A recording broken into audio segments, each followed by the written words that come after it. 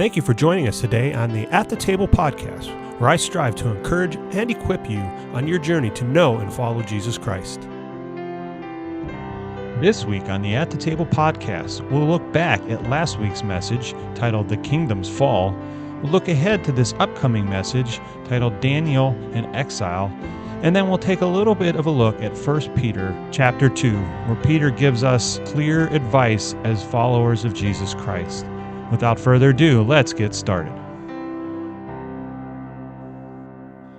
Well, to kick things off, after a 1-week unintended time off, as we had some technical difficulties in recording, I wanted to jump back in and realize this is episode 20. When I started out 5 months ago, I wasn't sure how this was going to go, but I've been incredibly encouraged, and I pray that this podcast each week does bring encouragement and it helps equip you on your journey to know and follow Jesus Christ. So for those that have been listening, whether it's been 1 week or 20 weeks, as this is episode 20, I want to say thank you for tuning in, and I appreciate it greatly. Well, last week, I took a look at the fall of the southern kingdom in Israel. We spent most of the time looking at 2 Kings chapter 21 and 23, with also some look at the prophet Jeremiah in his writings in Lamentations. Well, we saw Israel finally come to the end of their reign. They had, for many, many years and through many, many kings and long journeys, had constantly and repeatedly disobeyed the Lord. And finally, God brought that judgment to the southern kingdom.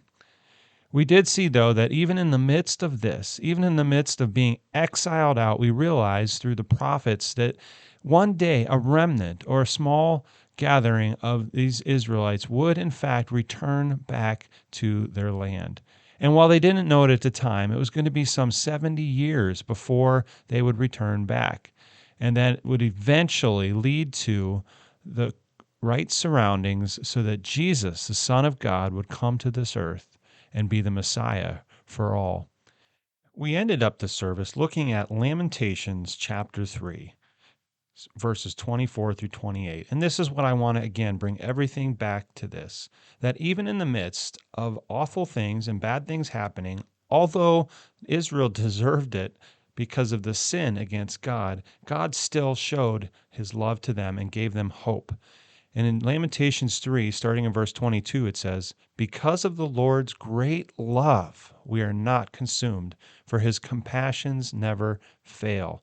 They are new every morning. Great is your faithfulness. I say to myself, the Lord is my portion. Therefore, I will wait for him." And it's in this that we find hope. And it's in this that Israel, God's people, found hope as well.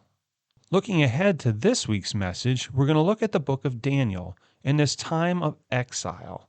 You know, Daniel's a unique book because it's part history, part accounting to what happened in the life of Daniel, but also part prophecy. The back half of the book points to the coming Messiah and even beyond that. And so it's kind of a unique book that's in a unique place. And so because of this prophetic nature of the second half of the book, it's grouped with the other prophets. But in this message, what we're going to see is how God sent Babylon to be the conquering nation of the southern kingdom and take away some of their best and brightest young men and others to Babylon. And in the process of this, a man named Daniel and 3 of his friends, who are better known as Shadrach, Meshach, and Abednego, were taken to Babylon and were sent into this school, kind of an indoctrination, if you will, where they were taught everything over again, from how to eat to what they learned to what their role was going to be. Well, through these 4 men's life, we see 3 stories that we're going to talk about this week. One centered around their diet. And the question that I'll ask is your diet matching God's diet? The second is when they had Shadrach, Meshach, and Abednego had a clear opportunity to discount God and to turn away from him and bow down to the idol that Nebuchadnezzar had created. And they chose not to. They stand firm and said, we will not dishonor our God. We got to see how their allegiance was put to the test, and it stood the test, and they did amazing things standing up for God. even to the point where they were thrown into a fire where they should have died, and God rescued them. The final story will be specifically talking about Daniel and how he was very loyal, and his convictions of praying to God on a regular and consistent basis was something he did all the time. He was so successful that the other members of the same court were trying to find ways to discount Daniel, to put him down, to get him in trouble. But he was such an upright man that they couldn't find anything. So they resorted to getting the king, Darius, to create a decree that you're no longer allowed to pray to anybody else but him for 30 days. And so Daniel found out about this, and he just said, listen, I'm going to do what God calls me to do. So he did pray, and then this is that famous story of him getting in trouble by the king because he went against the decree and was thrown into the lion's den. Now, he should have died that day, most definitely, but God had other plans. And so we'll look at these messages and these stories and how they show us how we can live lives worthy of the calling that God has given us. I'm excited for this message, and I can't wait to dive into these stories this Sunday.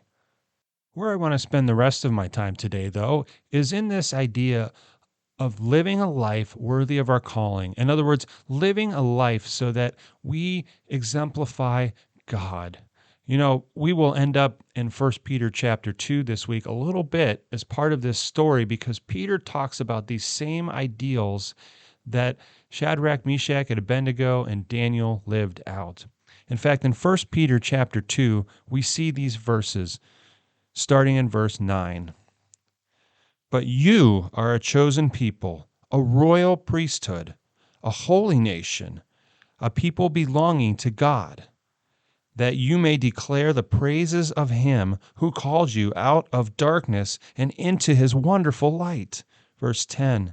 Once you were not a people, but now you are the people of God. Once you have not received mercy, but now you have received mercy. And so Peter is reminding us that we are set apart. This idea that we have a privilege. That's the first thing I want you to see, is we have a privilege because we are called the priesthood of God. We belong to him. See, in the Old Testament, there was a priest that was set in place that was the go-between between the people and God. But when Jesus Christ came to this earth, died on a cross for our sins, and was risen from the dead, he became our intercessor. And now we can go directly to God through the person and the work of Jesus Christ and his work on the cross. See, we have such a privilege. We have such a privilege that we can go directly to him because of the work of Jesus on the cross. And that's what Peter is saying, is you are a chosen people. By believing in Jesus, you receive that righteousness, that holiness, that whatever all that he is. We receive this upon ourselves, and we have the ability to go right to God and say and directly and pray, and that is such a privilege. The second thing we see in here is that we have a responsibility. We have a responsibility. We are called out of the darkness into this wonderful light. Once we were not a people of mercy that received mercy, but now we are, and we have this responsibility to tell others. Paul writes about this in 2 Corinthians chapter 5, verses 18 through 20, where it tells us that we are a new creation, and because of this, we are Christ's ambassadors. In other words, we are his spokesperson. So not only do we have the privilege of going directly to God, but we have a responsibility then of taking that gospel message and taking it to others. Paul goes on to say in 2 Corinthians chapter 5 that not only that, but we have the ministry and the message of reconciliation. We've been given that. We have been given that, and we speak for the very name of Christ if we are in him. And so that responsibility is very real. And finally, we have a priority. We have a priority to put him first, to put him, Jesus Christ, above all else, and that is our top message. So not only are we privileged because we are now the royal priesthood of God, and then we are followers of Jesus, and we are chosen people, but we have a responsibility to take that message, but we also have the priority in our life to put that first.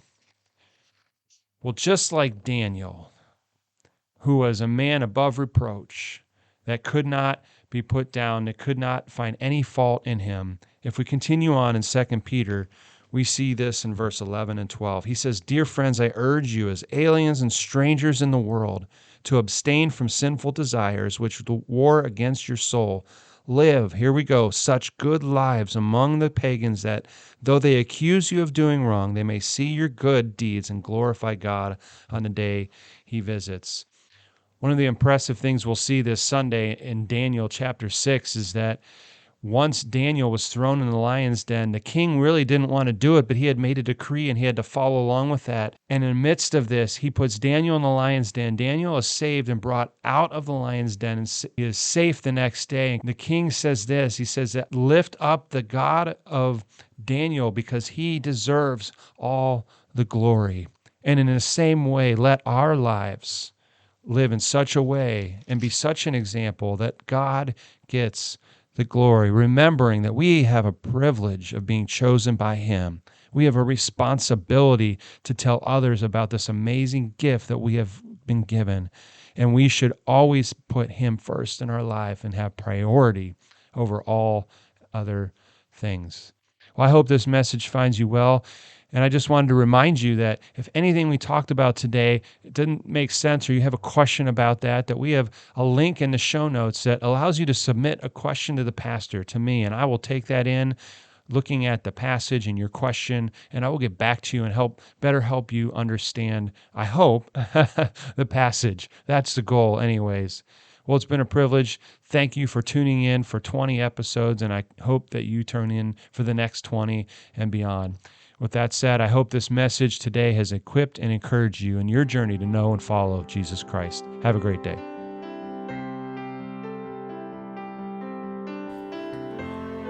You have been listening to the At the Table podcast with Pastor Gary. I hope this episode has left you encouraged and equipped.